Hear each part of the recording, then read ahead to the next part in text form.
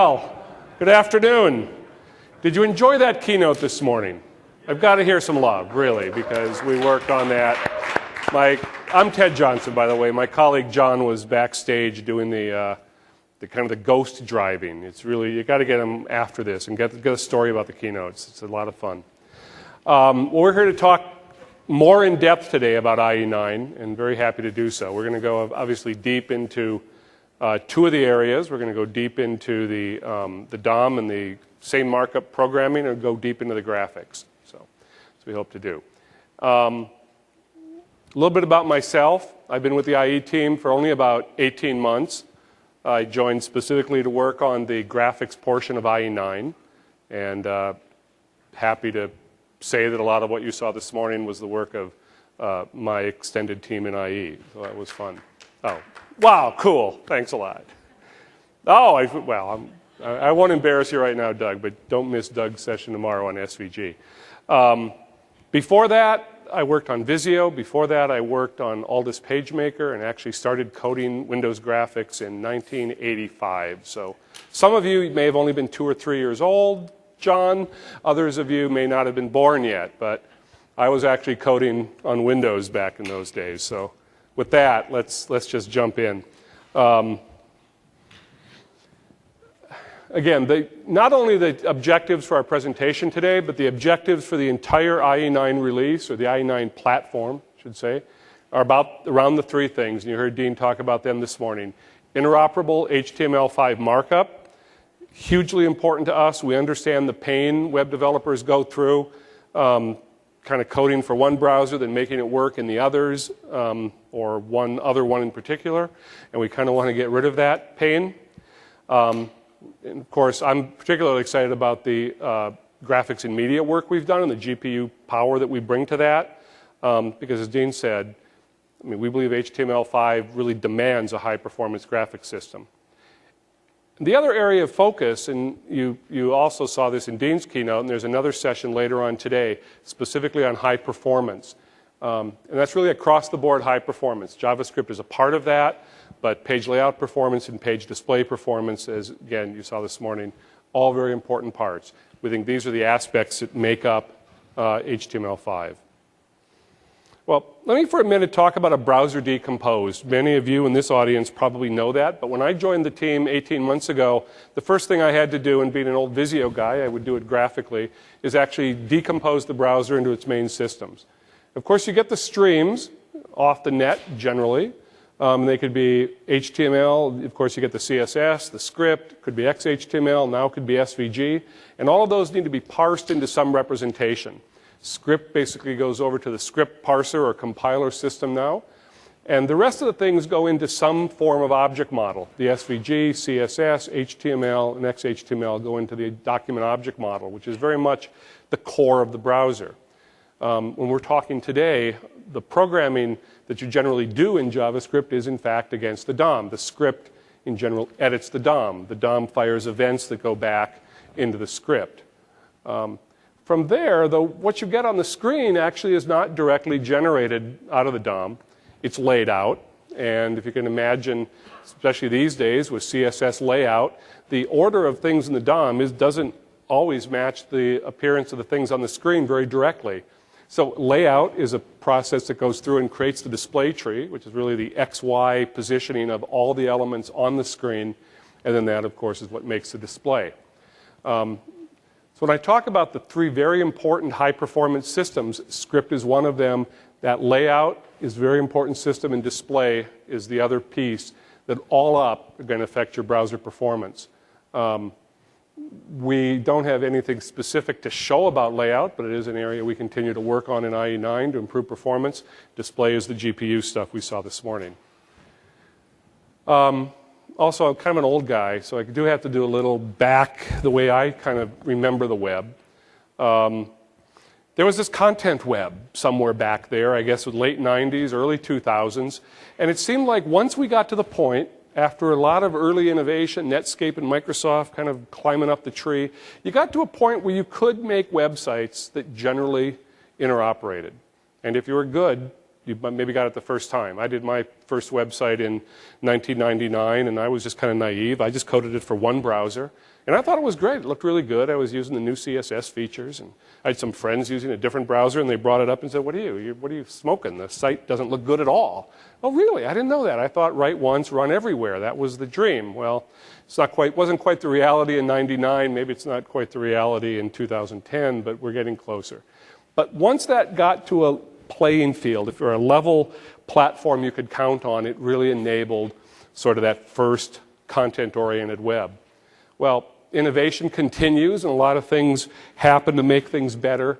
And somewhere around 2003, 2004, there was this Ajax web came out. And I say around that time frame, not because that's when the innovation that enabled it happened, but it's, at least my memory, that's when Google Maps came out. And Google Maps to me was this thing that, compared to the MapQuest site or the Expedia Maps site of the day, which was sort of everything you did, every scroll, everything was a post back, and it brought a new bitmap down. Google Maps was all different. Boy, all of a sudden you could pan that thing, you could zoom in, and just the map area changed, and it was a whole new experience. Now, of course, they applied it to Gmail shortly thereafter, and that made webmail a different experience than the Yahoo Mail or the Hotmail of the day. What's interesting is the innovation there I actually first saw in 1999 when we were just joining Microsoft as part of the Visio acquisition, and they were demoing to me this thing, Outlook Web Access. It hadn't shipped yet. You know, that's the feature of Exchange that lets you hook into your Outlook account, and it was actually very Ajax-like before the term was ever there. And it helps remind me that the innovation that powers a level happens actually over a number of years and is refined and is embraced by multiple browsers. And finally, if we can agree that the Web 2.0 or the Ajax Web was around 2004, those innovations had been knocking around for 4 or 5 years before, you know, they're both in Firefox, IE6, and it creates that stable foundation. Well, I think we're very much in that stage right now. A lot of innovation. It's certainly been exciting to be in the browser business with Google coming in and Apple innovating, whether it's from the iPhone direction or the Mac direction.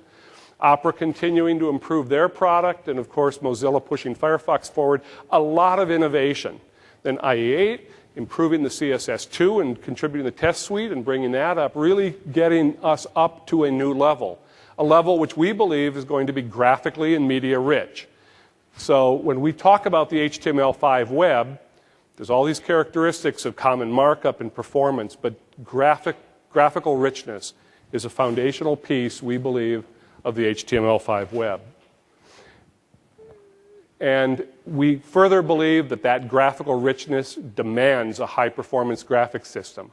In our case, we harness the power of the Windows DirectX stack, or the power of the GPU and the hardware underneath it all. And that does a couple things. You saw, again, in the demos this morning, the alpha blending that allows. All that's happening in the GPU. I mean, all the images or the partial block elements that are rendered and then mixed by opacity, that's all, literally all happening in the memory of the GPU as it blends the textures in there. And it allows tremendous high performance. Now, what that means at another level is the frame rates that you need for smooth video are possible because you're doing it down in hardware and not maxing out your CPU. And we saw it on the demo on the netbook when, you know, netbooks don't have the best processors, right? I mean, if you're on the highest end Intel Core 7 or i7 Core, blah, blah, whatever, it's fast. Netbooks, low-end laptops, you need the GPU just for basic things like video playback. Of course, there's this other thing. By taking load off the CPU, you actually let the CPU do other things, which is actually pretty good when you think about all the other things going on, the JavaScript execution and compilation, the layout function that's happening, and other things that may be running on your system at the same time. So if you can move work off the CPU onto the GPU, you give the CPU more time to do the other things the browser's doing. So when we So when we talk about GPU-powered HTML5, it isn't only about graphics. That's kind of what I think about, because that's what my team delivers. But by offloading the CPU, it helps your browser experience all up. Well, let's just go real straight. This is what we're talking about today is HTML5. And all of these features, except for the bottom two, video and audio, are in the platform preview that some of you probably downloaded, some of you haven't. Again, performance is important, not just JavaScript, but multiple dimension performance, cross-browser interoperability, both in the HTML markup, the CSS markup, the SVG markup, though honestly SVG is not too hard, I mean, because it's a well-established spec. DOM programmability, an area where IE hasn't been that strong, and John's going to walk through how we've made gains there. Graphics capabilities, which of course includes the favorites, alpha color and opacity, which have been big developer requests for a long time, round corners, multiple backgrounds, very important. And then, of course, vector graphics. HTML5 integrated SVG is the way we're seeing this. And it's very important to us to approach it from that point of view of SVG integrated in HTML or XHTML, because we don't think that SVG diagrams kind of on their own, that's not where the focus of the web is. It's really on the integration of the two. You saw video this morning. We are saying the codecs we support is the H.264 video codec and an MPEG-4 container. And for audio, we do an MP3 stream, but also AAC audio, especially in the MPEG-4 container. And we'll come back to that a little bit later. Image support, it's very important. We'll do a little bit in the demos here about supporting color profiles. There's a new JPEG spec out there, JPEG XR. It was Microsoft HD Photo for a while, but that's been submitted to the Joint Photographic Experts Group, and it's being standardized as JPEG XR. So again, we'll come back to why that's important, but raising the quality of the imagery and the color fidelity that you can do on the web. So, with that, let me just take a break and go to the interoperable markup, because that's the cornerstone. Really, I think if you don't have the same markup and the same JavaScript working the same way, all the rest of this is neat, but it's kind of extra work. So with that, John, come on up, and I'll hand you the clicker. You can go. Thanks. My name is John Hervatten, and I'm a lead program manager on the Internet Explorer team. My team focuses on kind of the core programming model, our developer tools, as well as overall IE standards engagement with different working groups. I've been on the IE team for almost 6 years now, and during IE8, I've worked on the built-in web developer tools, which hopefully many of you are familiar with. You've heard a lot about this idea of same markup, same markup, same markup, and in some ways it's become a rally cry for people on the team. We'll be sitting in triage looking through bugs, and it's, well, here's the way IE does it. Well, how does every other browser do it? And if they all do it one way and we do it differently, oh, that's a real bug. If a few browsers do it differently, well, then you go back to the standard. What does the standard say? Let's figure out what the right behavior is and see if we can get to a consensus. And that's really how we work through all this. And this idea of same markup isn't a new concept, right? It's not a new ambition. It's something that we've all been trying to do for a long time. And IE8 delivered very high quality CSS 2.1 implementation, which let you write the same CSS markup and have it run interoperably across browsers. And the way you can think of IE9 is doing the same thing for the rest of the platform that IE8 did for CSS 2.1. There are always going to be some differences on the edges. Standards evolve. There are places where a standard may just be in a working draft as it's editing and changing. There are other times where a standard goes into last call or even further on into a candidate recommendation and then back into last call or actually all the way back into working draft. And it's through these places where you end up still seeing differences as new features are implemented in browsers. You also just have browsers choose to do different standards in different order. So again, kind of on the edges, on the frontiers, you're always going to see some level of differences. But the core platform and the set of things that you use every single day that you rely on just has to work the same across browser. And this is really what we're focused on for IE9. You saw this chart this morning in the keynote. This is a much less pretty version of it. You can tell I just wrote this one. I didn't have a team of people to make my slides all nice. But you see, these are the pieces of data that Dean pointed out even this morning. Index of is number 1, get element by ID number 13. An add event listener is the highest ranking one that Internet Explorer didn't support until Internet Explorer 9. And our goal, what we set out to do here, is everything under this curve. This was our starting point. We said, what are the things that developers already use today on their sites, even if they're not in Internet Explorer? And we said, well, we just have to do all of those. And that's where we started. And then we looked at the scenarios. So we see add event listener, you see get computed style. You say, what are the scenarios that they enable? What are developers trying to do with them? And that's how we find what the other things we do, the things that aren't on this chart that IE9 should go implement. And that's how we got into a lot of the graphical richness and the features that Ted will talk about a lot more later on. Markup languages. Now I'm just going to get into some details about what exactly IE9 supports. I don't intend to teach all of these to you. There's a great session tomorrow that digs into SVG, and there are obviously great resources out on the web and more documentation coming from us and from others.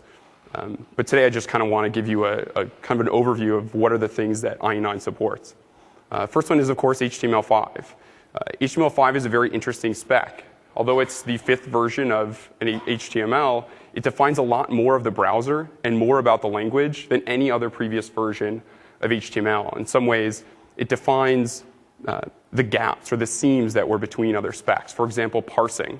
So how browsers parse these elements, if you remember back to Ted's chart, makes a huge difference in the DOM that you end up with. And we've done work in Internet Explorer 9 to make sure that we parse HTML in the same way as other browsers, particularly around how we handle unknown elements, to make sure that in doing this in a way that complies with the latest drafts of the HTML5 spec.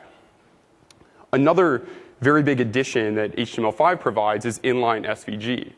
Prior to HTML5, SVG only worked either as a standalone document, .svg file, or within XHTML. HTML5 defines exactly how browsers should allow SVG to work in line with HTML5, and IE9 supports this. And as long as there is a nightly out that is turned this on by default in any other browser, IE9 is actually the first browser to support inline SVG out of the box. IE9 also supports XHTML and XML. So we're not doing only SVG inline in HTML, but also gives you XHTML. Many of you may have already done some things with XHTML and just served it to IE under a different MIME type, but there are a few benefits that it provides you. Number one is kind of a strict fail-fast parsing. A lot of people don't see that as a benefit. They love just how forgiving HTML is, but for other people, they enjoy the fact that they're going to know immediately if there's a problem in their markup, if it doesn't validate, and IE has that XHTML parser, XML-based. It also makes it easier to safely use custom elements. So this is if you have data in a database or you have other data somewhere else that uses, I'll show you an example later on, a t-shirt element or a color picker element. Namespaces gives you the ability to just integrate these elements into another page, maybe a page that multiple people are working on safely without worrying about conflicts. And then finally, it's easier to process outside the browser. So if you're doing anything else with your markup besides just displaying web pages, it's really useful to be able to have it in straight XML and know that it validates. And finally, SVG, of course, is a markup language. And there are a few different ways that it integrates, or that Internet Explorer 9 supports it. One is the standalone XML-based document, inline in an XHTML document, and again, inline in an HTML document. There are a few parts of CSS that I'll talk about as CSS infrastructure. They're not used directly for the graphics and the media support and some of the things that Ted will talk about. First one of these is selectors. So on the keynote, there's a third-party CSS3 selectors test suite that IE9 supports. IE9 passes completely. And it gives you, these new selectors give you the ability to do lots of interesting, powerful things with your website without writing as much JavaScript, which not only makes it easier for you to build, but it also means it'll probably run faster because you don't have to be running as much script on the client. And I'll go through a few examples of these in demos. And the second one is CSS3 namespaces. This is just the CSS corollary to XHTML, so that you can style those CSS, style those custom elements in different namespaces in your XHTML. And again, I'll have a demo of this in a second. And finally, this is on the programming model. So these are largely the set of things we saw under that curve with some additional things. So this is going through and doing DOM core, DOM events, style, HTML, range, and selection APIs that are defined in HTML5. Now, this is a good time to point out that The previews that are available to download now are us in progress. You already saw one video that's not in the platform preview available today, but that will be in an update. And we'll be updating these roughly every 8 weeks from now until beta. So as more of these come out, you'll see new features come online. And what we'd like to hear from you now is both feedback on the features that we have in there, as well as some of the scenarios or other things that you see that are missing. With that, I'm going to get into a little bit of a demo.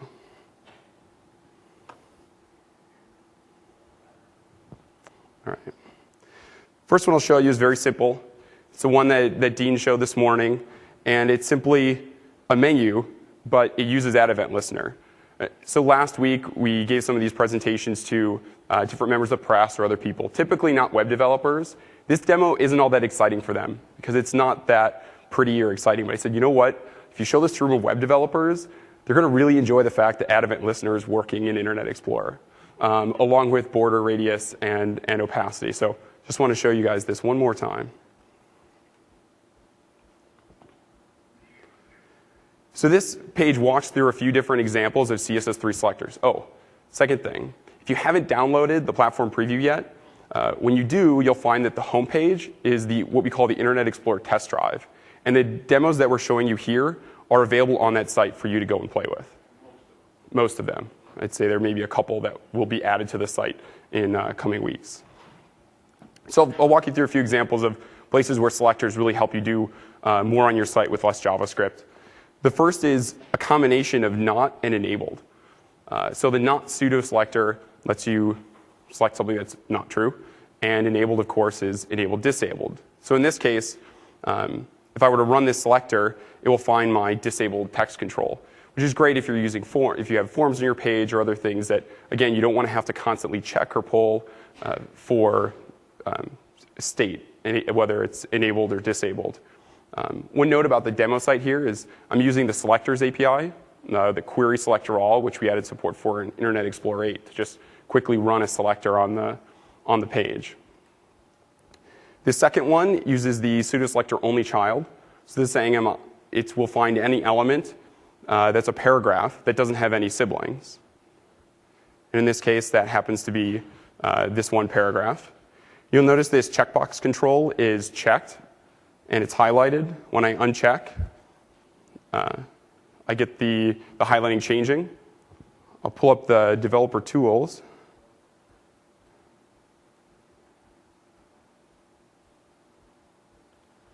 And show you that check selector, which sets all the values on that checkbox to make it be the right color.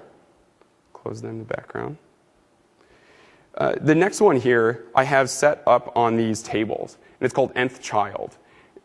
You know, if you're used to using Word or another word processor, it's really easy to do those banded rows. If you've tried to do those in your pages with dynamic tables, it's kind of difficult because you always have to be recalculating, am I an odd row or am I an even row?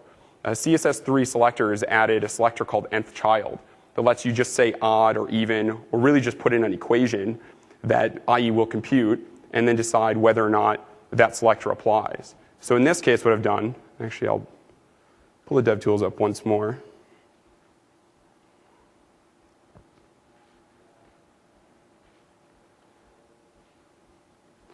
So in this selector, I'm using nth child.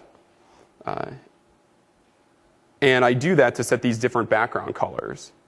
And if I choose to remove a table row from this second one, I just remove that table row, but my banding has stayed the same. I didn't have to run any JavaScript. I didn't have to do any work custom to make that highlighting stay. So it's a really great way of getting one of these just, you know, what appears to your end users just a simple effect, which before was pretty difficult and now is very easy with CSS3 selectors. Another one to show here is selection. So selection lets you customize what background color you get when you select. You can see this is the default. And if I run the selection selector, I can change this to be a nice yellow highlight. And as you play around with this, this is one of the examples that's up on the test drive. You can use this to run your own. So, for example, if I wanted to look up checked elements,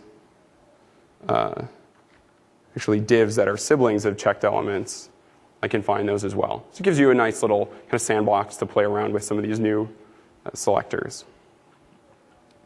And on the right hand, what you'll see in a lot of these demo pages is just a DOM viewer that's a live view of what the IE DOM looks like. So you can see how it updates and changes as the content on the left changes. Next one I'll show is Get Computed Style. This is one, again, that was on that list, very popular ones. So I think a lot of you are familiar with this, but for those of you who aren't, Get Computed Style returns a style object for an element, but it's based off of the computed values and really typically used values of the browser rather than just what was set in line on it. So the way this demo works is you have a source container with a border style, a background color, and a font color. And what I'm trying to do is copy this same style to target 1 and target 2. Target 1, I'm using Get Computed Style, and target 2, I'm using this old just style, inline style object. You see I get very different results. And this is kind of the complication you have in your site where you're trying to programmatically access styles, but you're dependent on the browser's computation of all the styles, and you may not be exactly sure what applied to at the end, and Get Computed Style gives you that ability.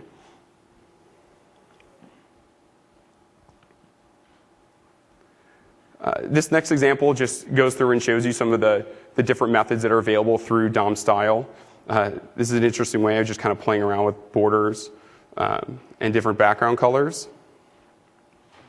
And it can show you how there are many, many different ways of doing exactly the same thing. But all of these work interoperably across browsers, and it gives you the freedom to figure out in your site which method works best for you. This last one is a t-shirt designer. So this demo uses a few different technologies. First of all, the page is served as XHTML. So it takes advantage of namespaces in a few different places.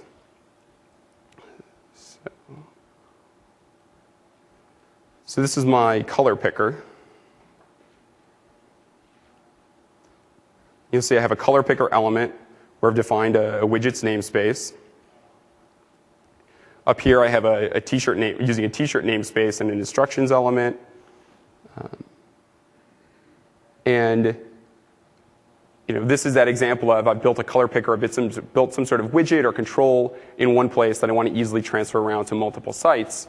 And you can see this one is styled with using CSS3 namespaces. So that W and the vertical bar is saying that selector, that rule applies in that namespace. And at the moment, the dev tools don't show you the namespace definition. But if you open up the source, you'll see like a namespace rule that defines the namespace for those elements. So here you can see that for the color swatch, I'm using rounded corners, opacity. If I click on here, you can see I can pick a few different colors, play around.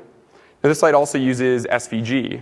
So this gives me a little t-shirt editor, and I can do my own little version of kindergarten art and build my own t-shirt.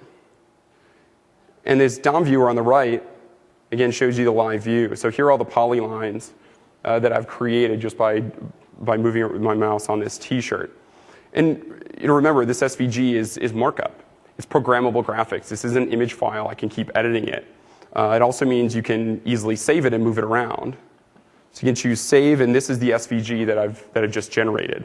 Now I can take this SVG, save it into a file, and open it up in anything that supports SVG.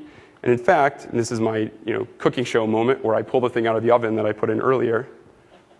I have my t-shirt that I drew earlier. It's amazing how long it took me to make it look even that good, so please be gentle. All right, I think that is the end of those demos. So to wrap up, I just kind of want to give you an overview of what's available today in the platform preview versus what's coming, where things are implementation currently is incomplete versus where it will be in future releases of the platform preview. Again, on the markup side, inline SVG and HTML and XHTML. There's definitely additional work that we need to do within SVG and HTML. That's also an area that we'd love to get your testing and your feedback and your input on. XHTML, you'll notice a few different things that aren't quite all lined up there, but I'd say a vast majority of that is all working. CSS3 selectors and namespaces are available today and going. We have the large parts of DOM core events and style. One thing you'll notice about DOM events in particular is that we have all the main infrastructure and all the APIs working and a set of events. We don't have all the events working yet. So those are things that as you play around with the platform preview, you'll notice those. And this is exactly why that, what we want you guys to do with the platform preview is try it out. You maybe take some of your existing content that uses these features, see how they work. But it's not time to go do compatibility testing or update sites or anything based on the behavior you find in here. And then DOM range also available, as well as those selection APIs defined in HTML5. To kind of wrap this up on the same markup side, there are really three main things that we're doing in Internet Explorer 9 to make this a reality, or get as closer than we've ever been before. And the first thing is making sure that IE9 implements the set of features and the functionality that you just have to use and you depend on every single day. And that's where we started with that data.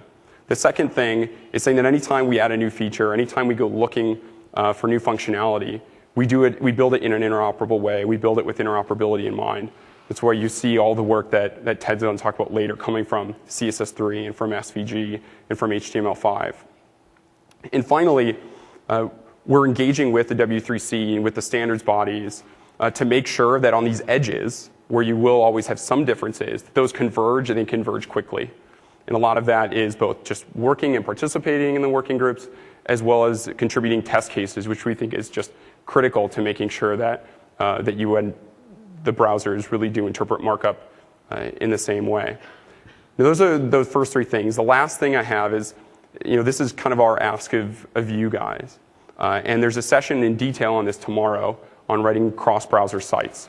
And it talks about our recommended best practices for how to do browser detection and fallback. So we want to make sure that when we go build these features and they get them in Internet Explorer 9, it comes out, that your sites that maybe already take advantage of some of these in other browsers, take advantage of them in IE9, rather than running the old code that maybe is written for IE7 through IE9. Because that's when you end up with compatibility problems. That's when you do things like compatibility view lists and compatibility view buttons. And we want to try and minimize the need for any of that.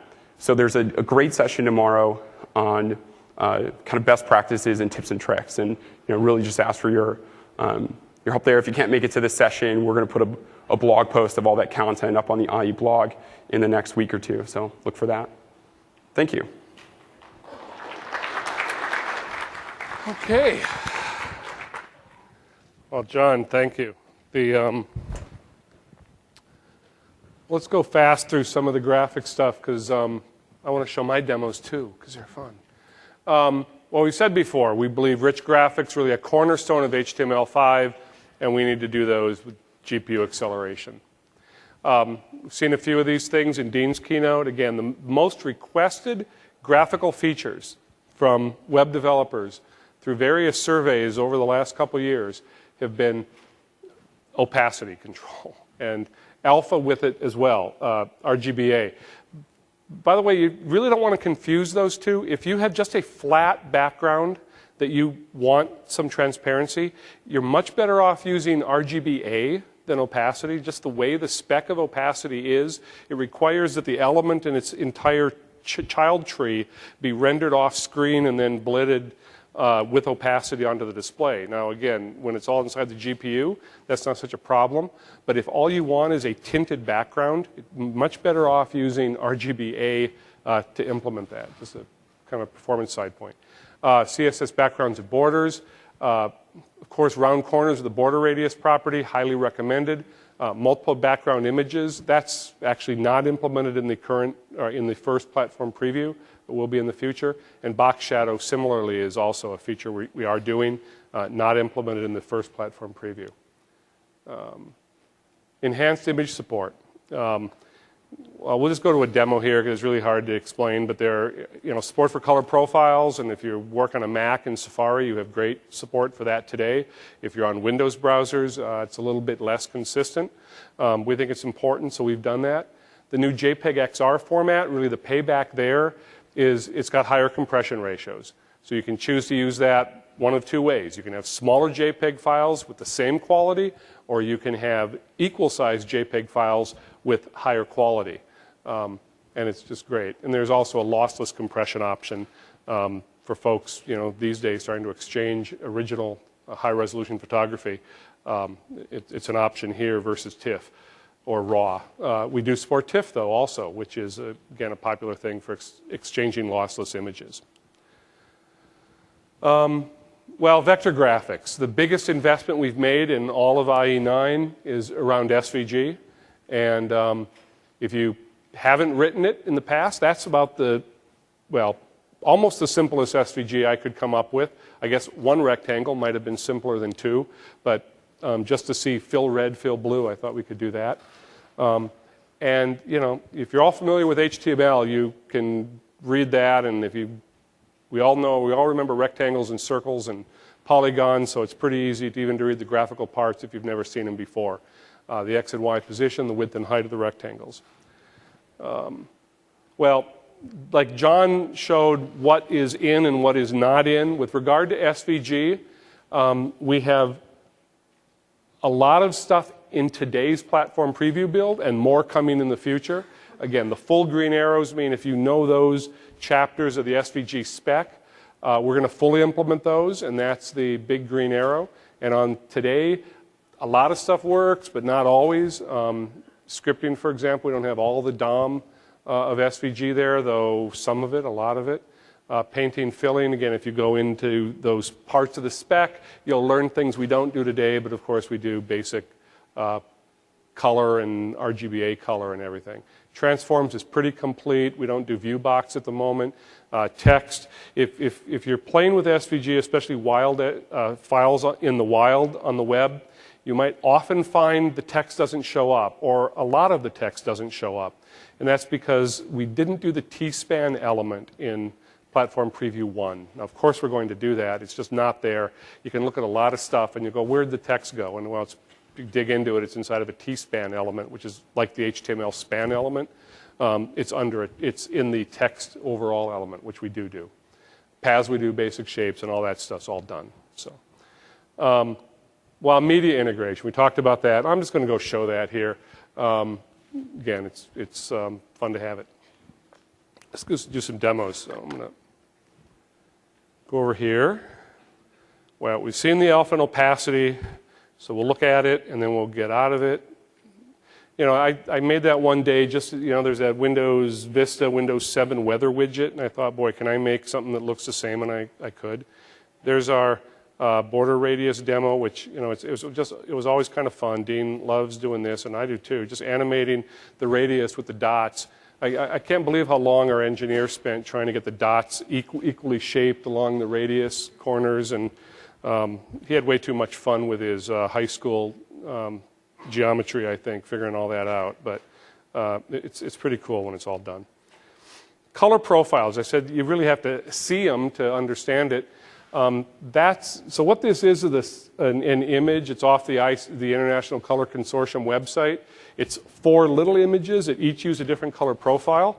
And you go, well, okay, that looks neat, except for the 4 lines. And I guess it should. In a browser that supports the stuff, it should look that way. And then there's 2 other pictures of what it might look like if your browser didn't do it.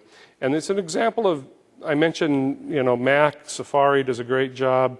We have, kind of different support going on Windows. You look at Firefox here. Okay, so we got one corner that looks funny, and go to the key. Okay, so the browser supports version 2 only, not version 4 yet. Okay, so that's the situation. And Chrome is not sort of all the way there yet either, where their picture is, okay, it's got 2 funny corners, and the key down here, they just don't do color profiles at all. So again, as so much photography is getting onto the web, and good photography. I mean, digital cameras are like, well, I've heard they're pretty good these days, and it's just amazing. So we're going to be seeing more of this, whether you're doing it with Photoshop or taking it straight out of your camera. Your image may have a color profile, so we think it's important to honor that. Let's shut these down and platform preview. Okay. Without the address bar and stuff, they all look really similar. Okay, I want to get into, I'm not going to do introducing SVG. That's Clippy, and I'm going to skip Clippy. I'd rather look at charts. You know, charts are fun things.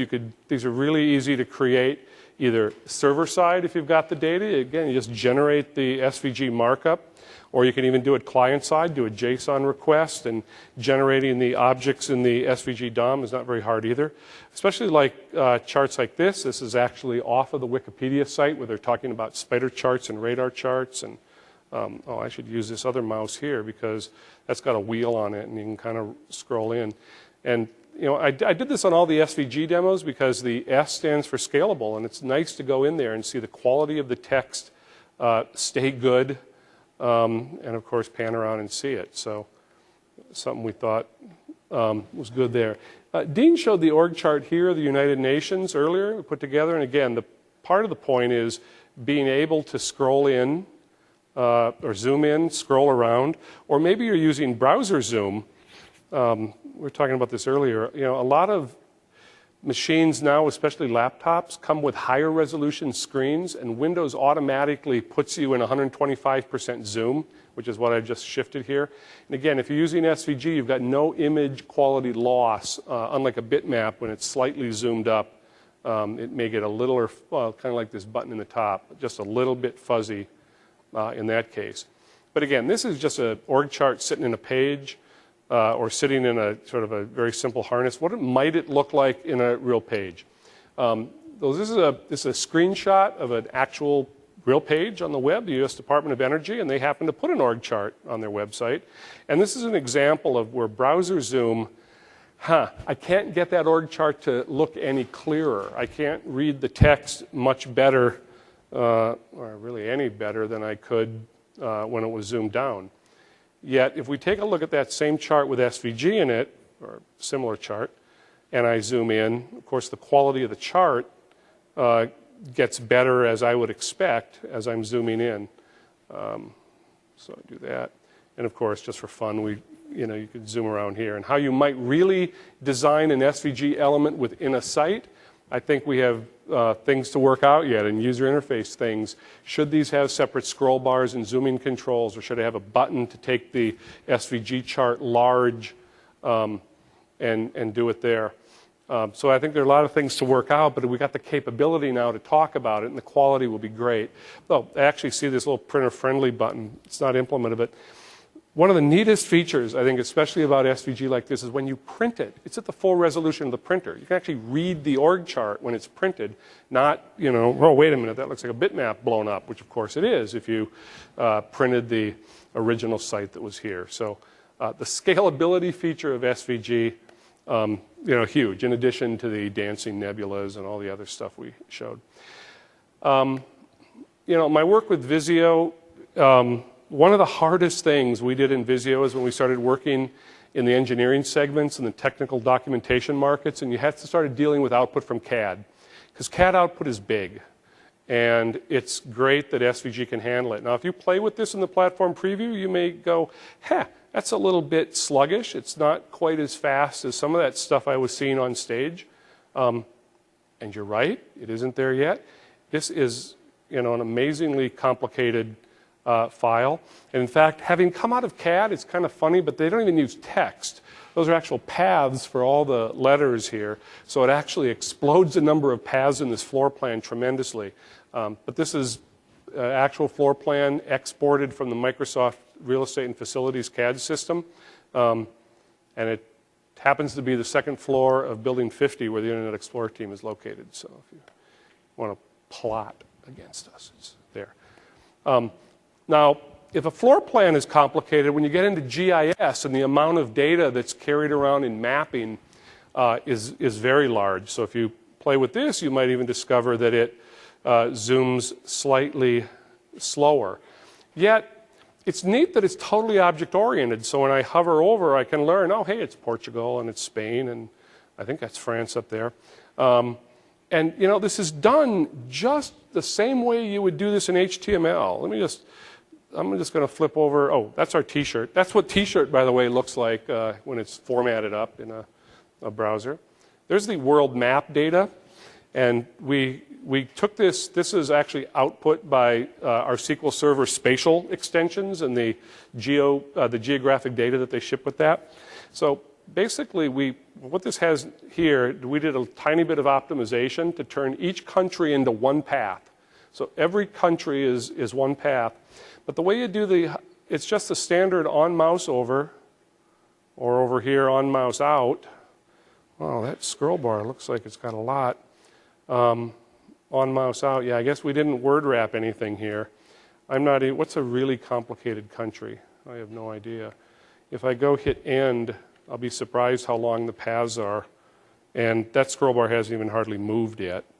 There are some places out here that are just tremendously long paths. Yeah. Look at the bottom scroll bar. I mean, I'm not even, okay, this is bad. In the old version of Visual Studio, I used to get a warning that said your text lines were really long and the editor would get slow. Visual 2010 doesn't give me the warning, and in fact, the performance seems quite good, so a little commercial there. But so the map, what do we got? Oh, we got DevTools up. Oh, man, we got DevTools up on the world map? That's scary, John. We better get those out of there, because we're trying to chew on the same huge paths. So just reset that. So when you play with this, you'll see that there are some performance issues when you get to very large files, floor plans, maps, tons of data.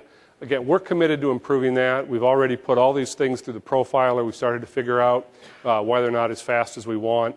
And you know, suffice it to say, you work on it. But what I think is neat is you can actually start to handle this kind of data at scale with quality in browsers, and that's exciting to me.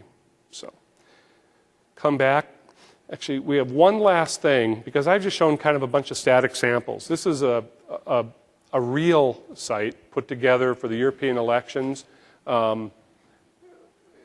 and this was the 2004 election results. There's a 2008 election results site, but the author kindly let us use this one.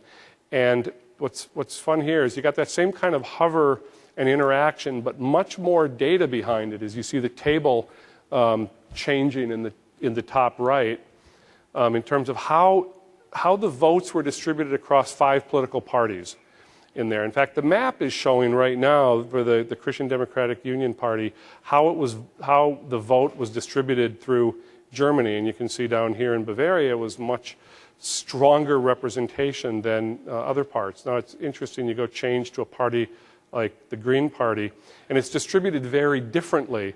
In fact, the Green Party vote is very high in like Berlin and Hanover. I mean, okay, it helps if you can read German a little bit, but it's interesting, the urban areas are much more for the Greens, I guess, than the country. And when I saw this presentation at SVG Open last fall, the presenter also made the point how there's still a lot of differences left from the historical East Germany, West Germany split, and you see it also in voter participation. This right here is voter turnout, and how the kind of the oldest part of East Germany, with the exception of Berlin right in the middle, actually has quite low voter turnout. And it's an interesting way, again, to visualize certain data. This is about European elections. But I think there's a lot of opportunity when you start thinking how you marry data with geospatial information to create some very interesting visualizations. And visualizations that, well, you just no way you're going to do. I don't think there's any other way than SVG to bring this together in a browser. And again, this is a XHTML page. It works in the other browsers as well as IE Platform Preview. So that's kind of the quick demos I wanted to run through almost. I wanted to go and show one more bit on video. Dean was all about video that was high performance and really kind of stress in the browser. I'm kind of the other way. I've got this, what is it? My kid got a camera. I have a couple teenage sons. And he got this camera as a gift last summer when we were going on vacation. It's a little Kodak ZX1 video camera, kind of like the Flip, like $100 HD video camera. So I just took it and I go, well, that's interesting, but I wonder if that just works. And you know what? So I took it to Microsoft. All right, we are recording. Okay, I don't need Trying the to volume check so this high, out, but see okay. get Oh, some, thank you. We're back. video I was just trying, hey, and I go, and literally all I did is hook this up to the USB port and dragged the file into the folder and hooked it up with the video tag, because lo and behold, all these cameras, since Sony and Panasonic sort of standardized around MPEG-4, H.264, AAC audio, even though this happens to have an MOV extension, which made me think it was QuickTime, and I go, oh man, I'm going to be out of luck. The fact is, it just worked great in the video tag. So yesterday, when we were hanging around Mix, I thought, oh, okay, this is during some rehearsals. I thought I'll just take some video, and this had a VGA mode, so I thought, oh, okay, that's not too bad either. Go take a little bit of VGA video, and then, well, this is Dean, well, I guess before Dean came on board, but then Dean was practicing his speech last night, walking through it, so he had notes, he's working through it. Then Stephen came on board, and we're working through some of the talk there. And it was just fun. I was just sitting there and kind of taking this, and the neat thing is you can drag it onto the machine and go. And I don't think this is going to replace any of the professional quality video that we're doing here for Mix. But when I go take a picture of my dog and I want to go put it on the website for my relatives or something, I figure I don't need huge production. I don't need IIS, smooth streaming, and adaptive this or that. Just throw the MPEG-4 file on my machine, play it back in the video tag, and it's a lot of fun. So that's one of the reasons, probably one of the main reasons we're supporting the MPEG-4 codecs, because it's just really ready with your cameras that you have today, consumer cameras, and still and digital. Yeah, that's my pup. I like my pup. So anyway, well, thank you all. So with that, we'll go back to the slides and just recap a little bit our view of GPU-powered HTML5 and what we have focused on for Platform Preview 1. So, John, you want to come up? We'll take some questions in a few minutes. Yeah, right.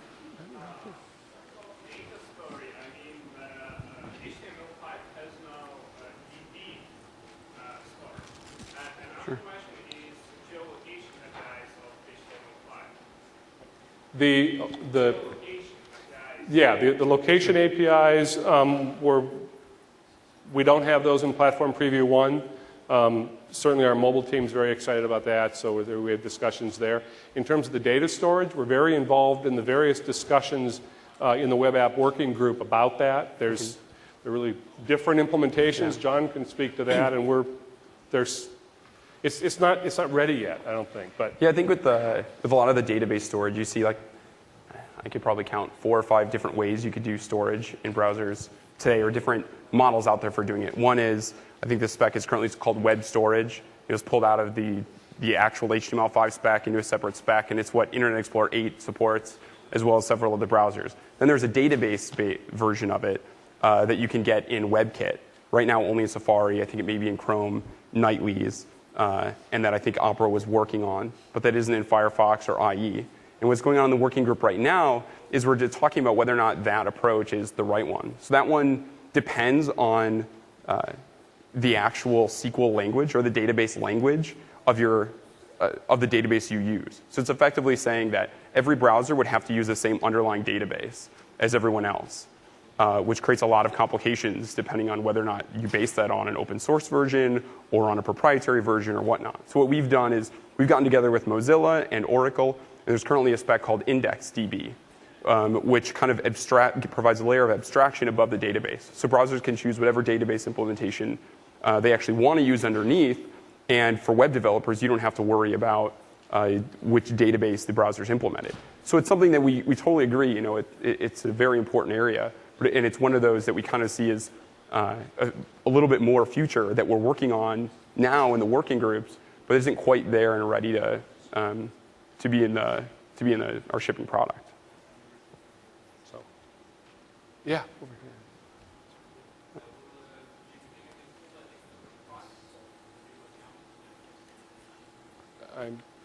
here. Was that the ES5 support? Yeah. So the question was about IE9 support for ECMAScript 5.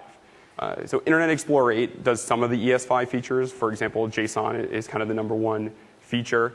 And there are other places where the new engine, so ES5 just became a final approved spec this past December, and it's an area where we've made improvements. So, our 55-point ACID 3 score, I think 5 of those extra points since IE8 are just in ECMAScript tests.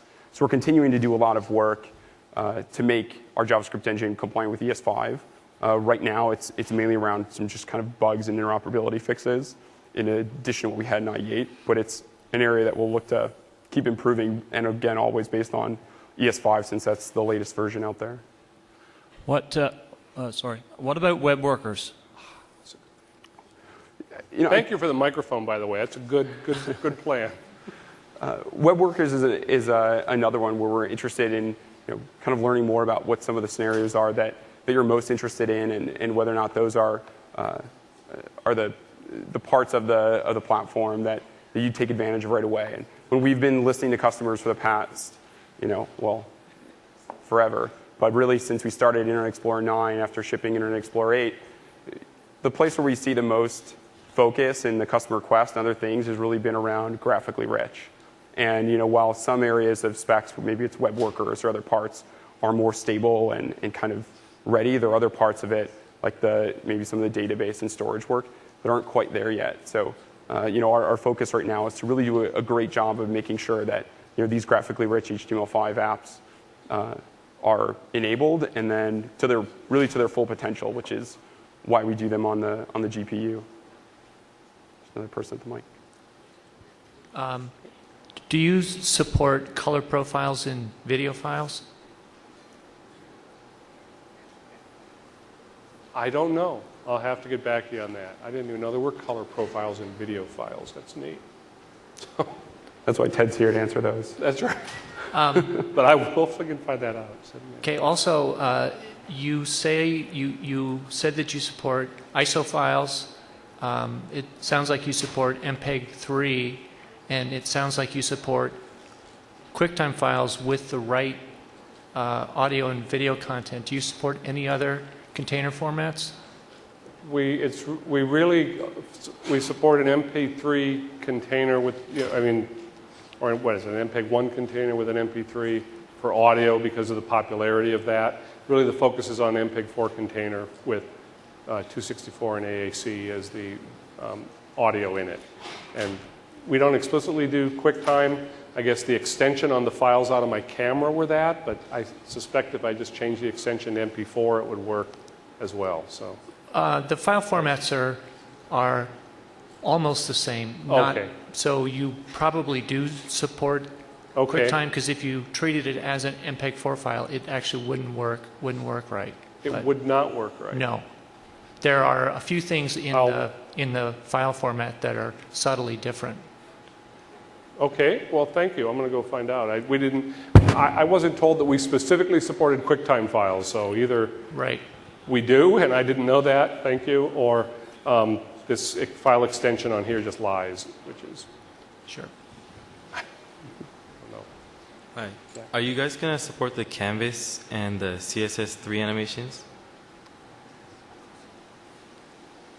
It's not in Platform Preview 1, and all the graphics we do in IE9 will be GPU accelerated.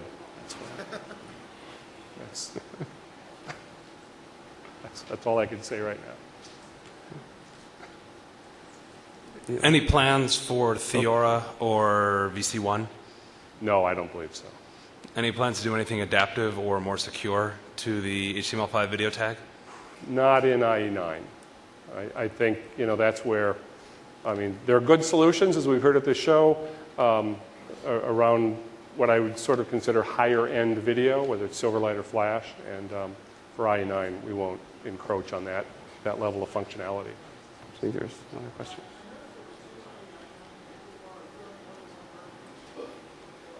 You can run the Internet Explorer platform preview is just what we call Trident, like really purely the rendering engine, not even as much of the rendering engine as you get if you run it inside of Windows Live Mail or another application that uses it. It's really the bare bones, and it runs side by side with Internet Explorer 8. In fact, it uses this very, very simple, like if you go to the program files directory that runs it, it's using this .exe.local trick that's available in Windows. And so it's incredibly lightweight, simple to use. and doesn't touch anything else on your machine. Right now, this is just for the preview. Yeah, the preview gains a lot of its lightweightness by not being the system browser, which is what installs side by side, which is actually a great thing. I think you're not at all risking, regular IE8 or on the machine by installing the platform preview. Yeah. Yeah. Right. There's no direct connection right now. Their schedules are different than our schedules. Can you repeat the questions? Oh, I'm sorry. The question was, does Windows Phone 7 have IE9? And the difference in schedules would be that no, the Windows Phone 7 is not IE9. Well, with that, thank you all for your attention, and